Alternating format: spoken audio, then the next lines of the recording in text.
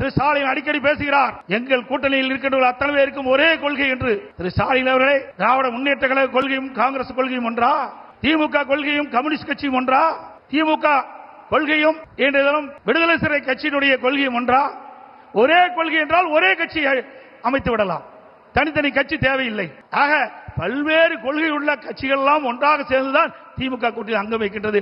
ஆனால் திரு ஸ்டாலின் அடிக்கடி சொல்வதெல்லாம் ஒத்த கொள்கையுடைய கட்சி எல்லாம் ஒன்றாக இணைந்திருக்கின்ற சொல்லி இன்றைக்கு மக்களை ஏமாற்றிக் கொண்டிருக்கின்ற கட்சி திமுக கட்சி.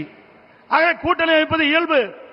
எல்லா கட்சியும் தேர்தல் நேரத்தில் கூட்டணி அமைப்பு வாக்கள் சிதறாக கூடாது என்பதற்காக மக்களோட திமுக ஆட்சி அகற்ற வேண்டும் என்ற ஒரே எண்ணத்தின் அடிப்படையிலே, தமிழ்நாட்டு மக்களுடைய நலன் கருதி தமிழ்நாடு ஏற்றம் பெற வேண்டும், வளம் பெற வேண்டும் என்ற அடிப்படையிலே, கொள்ளையடிக்கின்ற கூட்டத்தை விரட்டி அடிக்க வேண்டும் என்ற அடிப்படையிலே தேசிய ஜனநாயக கூட்டணி பிரமாதமான கூட்டணி அமைத்திருக்கின்றது. உங்கள் கூட்டணி அப்படி அல்ல. உங்கள் கூட்டணியை அமைக்கின்ற கட்சிகள் அடிமையாக உங்களிடத்தில் இருந்து கொண்டிருக்கின்றன.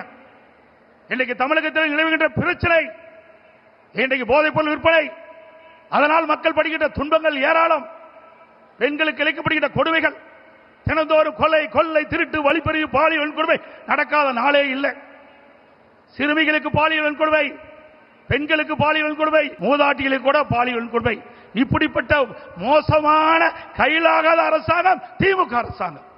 அப்படிப்பட்ட அரசாங்கத்தை அகற்றுவதுதான் எங்களுடைய கூட்டணி நோக்கம் என்பதை நேரத்தில் தெரிவிக்க விரும்புகின்றேன்.